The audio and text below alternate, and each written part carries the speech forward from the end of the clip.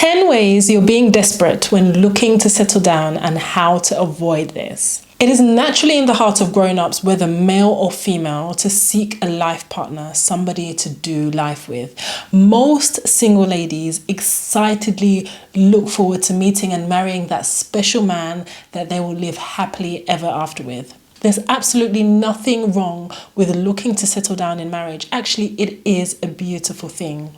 However, it becomes a problem when we go about it desperately, thereby compromising your elegance and losing your dignity as a woman. Desperation to get married opens the door to unnecessary heartbreak, rejection, manipulation, blackmail, and dehumanizing experiences when you fall into the wrong hands. Here are 10 ways some ladies express their desperation and how you can avoid making these mistakes.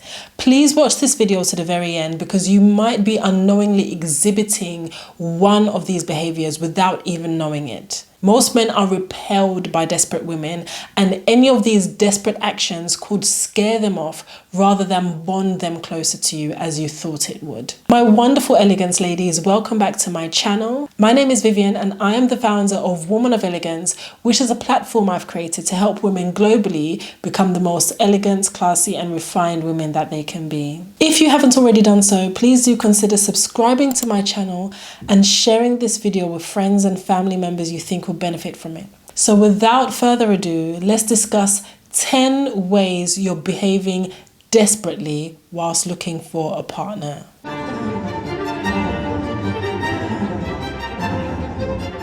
Point number 1, demanding that he should propose. So you've been with him for a while, for years maybe, and he doesn't want to pop the question, will you be my wife? You're becoming impatient and feel that it's high time to hasten things up yourself. And so you begin to nag him about proposing to you.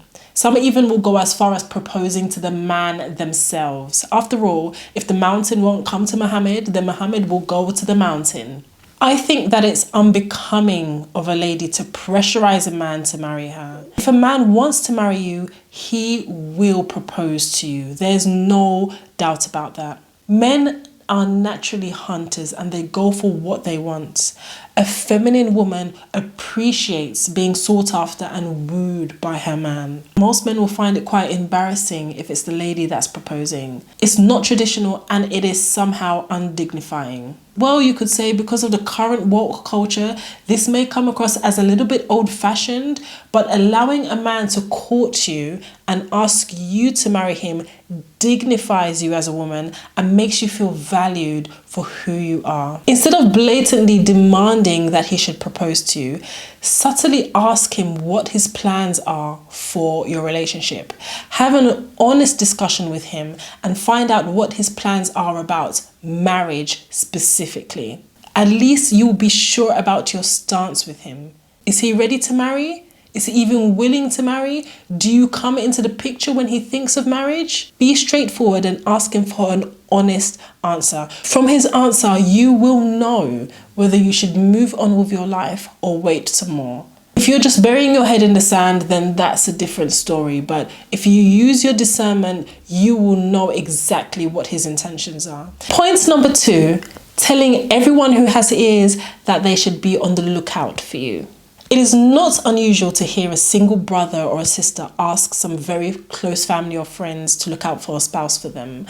Some really beautiful marriages have been birthed this way by recommendations. That notwithstanding, it is very important to apply caution and tact when asking to be connected to potential suitors. If you must go through this route, make sure you are asking people that you trust, as not everyone is qualified to recommend their friends, their brothers or their cousins to you. A low value man is likely to recommend a man of his ilk and class to you, so choose who you ask wisely. If you ask the low-life unemployed guy who spends all his time gossiping at the local barbers, flirting with every woman that walks by, well, it's unlikely that he'll be recommending a JP Morgan director to you, is it?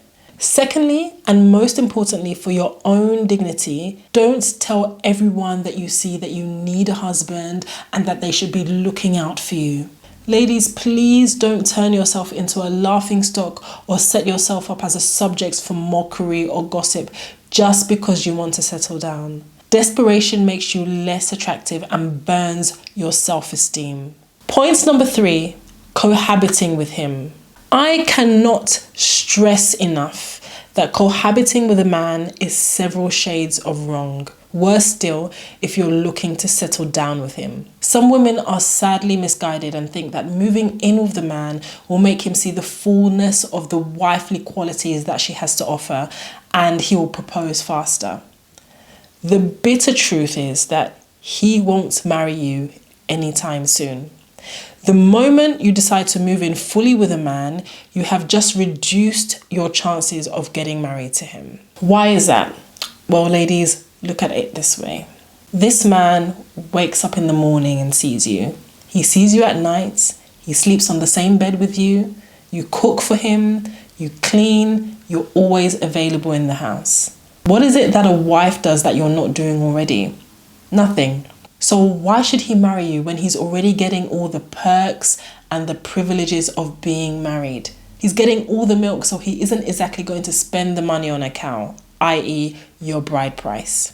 If you are already making this mistake, I'll advise you to pack your bags and move back to your house. People yearn for what they don't have. That's just human nature. If he wants to enjoy you as his wife, he should do the needful. Are you scared that he might go for another woman? Well, that means you had no relationship to begin with and would have still been kicked out when your supposed man finds the lady he truly wants to marry.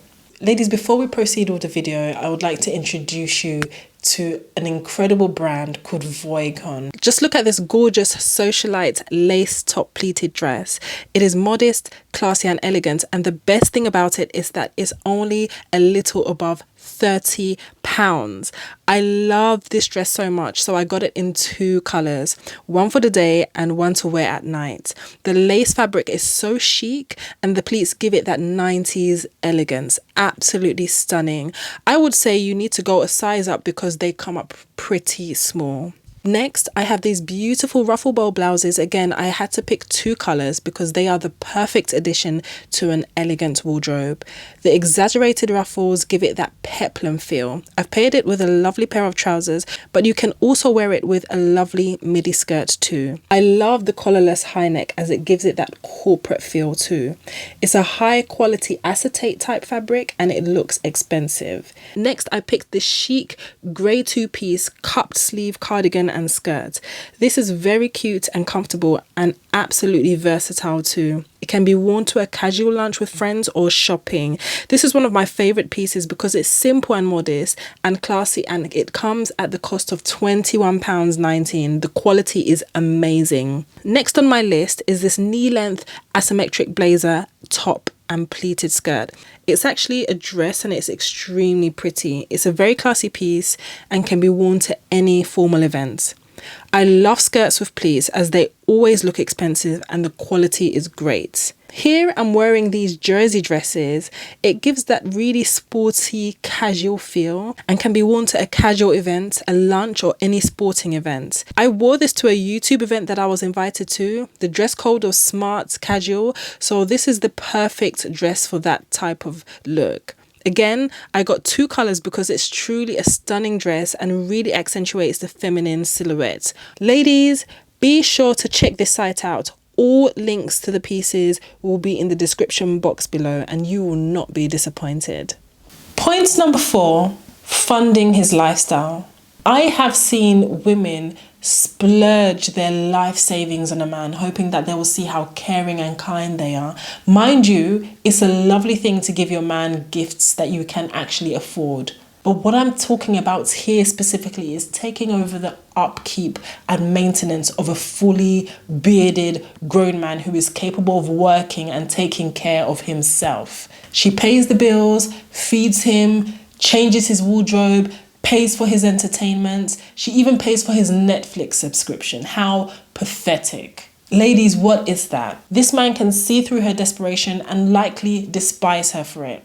He will abuse her, manipulate her, and dump her after milking her dry. He may even marry her, but he will label her as a manipulator if she stops funding his lifestyle. And if she continues to shoulder that burden, she will ultimately weaken her body and break her spirit. Ladies, think twice before you start taking on the responsibilities you have no business with doing just so you can earn the Mrs. title. You may just be making your relationship feel more like a charity case rather than a real relationship. A manipulative man would just take advantage of your supposed benevolence and bolt away afterwards. Point number 5. Always being available. Being available for him may be a sign of your love for him, but please take it easy with the availability. Ever heard the phrase, scarcity creates value? I'm not saying that you should distance yourself, especially purposely, when you're in a relationship. It's a relationship, so you have to keep in touch fully. However, it becomes too much when you're all over the man, follow him around everywhere, and is always available whenever he needs you. Here's the thing, making yourself too available to your partner makes you appear cheap and overbearing. It erodes your value in his eyes and causes him to feel less attracted to you. He may interpret you as being too available as being clingy, and he might even begin to resent your presence. Be there for him, but don't be all over him. Deliberately make yourself less available. Sometimes you need to hold back a little and let a man miss you. Let him look forward to seeing you again. Let him appreciate your contributions and impact in his life. Respect yourself and be confident. Have your own interests, pursue your own goals, and maintain your individuality. Any man will make a U-turn when you give him the impression that the only good or important thing that's happening in your life is him. Learn to hold back a little. Don't chase him around with your affection. Use that time and effort to invest in yourself and pursue your own goals. He will definitely find that more attractive and be more inclined to settle down with you. Point number 6, over communication. Lack of proper communication can destroy a relationship, as can over communication.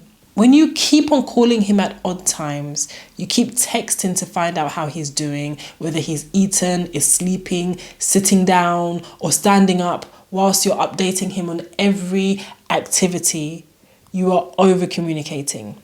Texting or calling him every few hours whilst he's at work or at odd hours in the night is off limits unless there is an emergency situation. Even on days you feel like chatting to him for a longer time, make sure your conversation is not on vague topics that is of no relevance to either of you. A call or a text twice a day would do. When you constantly call him and text him multiple times a day, this really just shows you have no other preoccupation or interests besides him. And that is scary. This is the time to pour into yourself, ladies. If you're completely occupied, you won't have the time to lament over this man. Reciprocate his energy. Only give what you receive. Point number 7, not taking no for an answer. You showed interest in him and he turned you down. Take it in good faith and move on. Trying to get him to change his mind or hanging around to see if he will change his mind is tantamount to stalking. There are many men out there who would be very proud to have you as a girlfriend or wife. Showing up to his house randomly, getting closer to his friends or family members, stalking his favorite hangouts, commenting on whatever he posts on social media profiles, all reeks of desperation. You would just succeed in chasing him further and further away from you with these desperate actions. Point number 8, constantly sacrificing your boundaries. A desperate woman will tolerate a lot of bad behavior from a man. She sees all the red flags, she knows the man is no good for her, and she will still hold on to the relationship. Compromising on your standards and sacrificing your boundaries is a sign that you are desperately trying to hold on to the man. Sleeping with a man because you think it will make him like you more or accelerate the relationship phase faster is not a good idea. If a man doesn't like a woman, sleeping with him isn't going to make him like her. Some women do this out of low self-esteem, feeling that they may never find another man, or because they don't want to be alone. Whatever your reason, a manipulative man will take it to mean you don't have many choices, and so will keep on raising the stake and you will lose everything. Point number 9, excessive self-sacrifice and martyrdom for your significant other.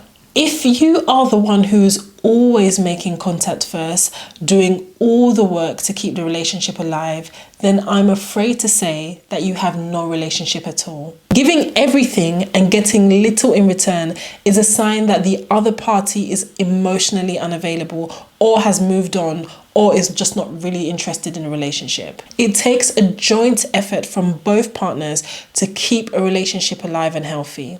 If you're the one who's constantly making all the plans, putting in all the time and effort to see him, willingly yielding and giving everything to make him happy, constantly chasing and receiving little in return, I'm sure you already know within you that you're clutching at straws. That willingness to do everything for him is a trap.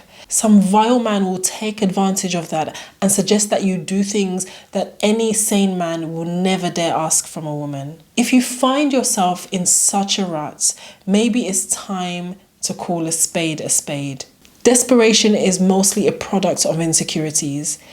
Deal with any issue fueling your insecurity and decide if you want to stay or leave. Point number 10.